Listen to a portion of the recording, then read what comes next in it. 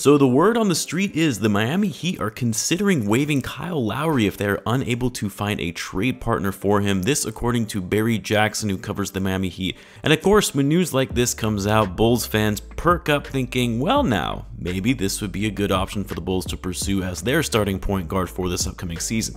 After all, he was a pretty integral part of the Miami Heat's playoff run in going all the way to the NBA Finals and has shown up well time and time again in the playoffs. And I have to say, I'm not opposed to this. I won't say I'm 100% all in on the idea and it's just what the Bulls need. No, far from it, but I could see it potentially working out, and I'll explain why in this video. So what's going on, everyone? You are listening to Bulls Central here. Hope you're all doing well. Real quick, we are just a few subscribers away from 35,000 subs. Just insane to me. I cannot thank you guys all enough for the support over the last 2 years since starting the channel.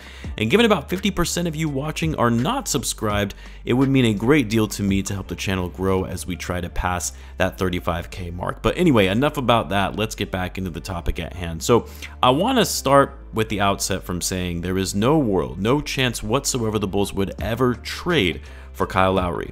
I want to be clear, the only way the Bulls would potentially add Lowry to their roster is if he's waived and the Bulls are able to pick him up on a minimum deal.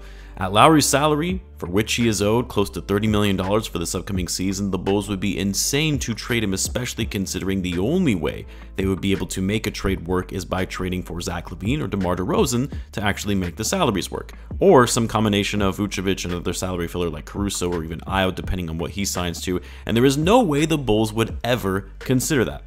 And I find it hard to believe, damn near impossible, for the Heat to actually find a trade partner for Kyle Lowry unless you're just exchanging bad contracts for another, or a team is looking to get off a bad long-term deal and interested in taking Lowry's expiring deal. But then at the same time, why would the Heat be willing to do that? Always have to consider both sides in trade and whether it makes sense for all parties involved. Thus, I do think that unless the Heat just decide to keep Lowry for the final year of his deal, which is possible by the way, but unless they just stick with him, they're going to have to waive him. They're not going to find a viable trade out there that would benefit them in some way, and they would be better off just waiving and stretching his contract. So, assuming Kyle Lowry does get waived, he becomes a free agent, there are going to be a handful of teams interested in him on a cheap one-year deal. Yeah, he's 37, sure, he's had his issues with injuries in recent years. He's obviously not the same player that he used to be back in his prime when he was in Toronto, but he's still a very serviceable, savvy, veteran point guard that is impactful on the court and can be a great floor general and mentor for younger guards.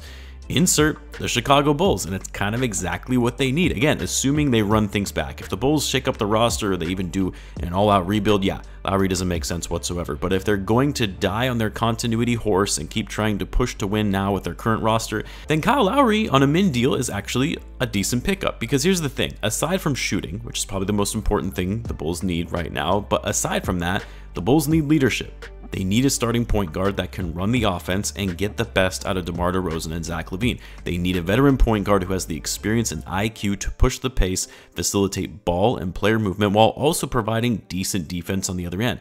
Let's also not forget that DeMar DeRozan and Kyle Lowry played a good portion of their NBA careers together and are still very close to this day. They've always said they consider each other brothers and would love to play again together before their careers end. And say what you will about Lowry. He's washed, he's overweight, too slow. I'm sorry, but you can't ignore just how impactful he was for the Miami Heat in the playoffs this year. Everyone wants to talk about Jimmy Butler, who was incredible, but Lowry was one of the more underrated players from that Heat team in the playoffs, playing in all games on solid efficiency, shot the ball well from behind the arc, was great at creating turnovers, but also took care of the ball himself for his overall usage especially. I mean, this is a massive hot take, but I don't see the Heat getting to the finals without Kyle Lowry. Jimmy Butler isn't getting there alone without his veteran point guard in Lowry and all the intangibles that he provides to the court. Even in the regular season, yeah, Lowry was a bit up and down throughout the year, which is to be expected when you're 37 years old, but he put up still over 11 points per game, 5.1 assists, 4.1 rebounds. He also shot 35% on over 5 attempts per game, which would have been second most in terms of three-point volume if he was on the Bulls, only behind Zach Lavine. Shooting is the #1 priority for the Bulls. Well, Lowry fills that to an extent, a smaller extent, some of the Bulls' three-point shooting challenges while also being the floor general point guard they need as well. Now, I know some have said, well, if you want Lowry, why not just get Derrick Rose instead? They're basically the same in terms of what they can provide to this roster.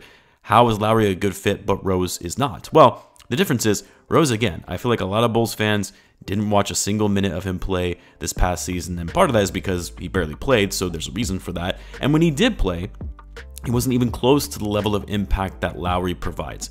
He doesn't shoot threes like Lowry can, he's not as good as managing the floor of an offense as Lowry can, and he's no longer capable of being the scorer that he once was as Kyle Lowry is. Yeah, sure, maybe a different story 2 years ago when Rose was having a bit of a resurgence in New York, which fans like to remind me about, but that was 2 years ago. A lot can change in 2 years between a player's abilities and whether they're even fit to crack the rotation on an NBA team. Lowry still has stuff left in the tank. Rose, in my opinion, does not. And while Rose, yes, could have a Udonis Haslem type role where he acts as a mentor to the younger guys, but Kyle Lowry can also play that role and still actually play and give the Bulls an upgrade at the point guard spot. I'm not saying any of this is ideal or that this would make the Bulls a contending team. I mean, a starting lineup of Lowry, Lavine, DeRozan, presumably Patrick Williams, and Vucevic is not groundbreaking, especially with how old some of those guys are. But I would argue that it's better than last year's team. And if you can have a legitimate point guard with the ball in his hands running the offense rather than just having DeMar and Zach controlling the tempo and flow of the offense and creating their own shots for themselves, that's a bigger positive than I think most people will give credit for.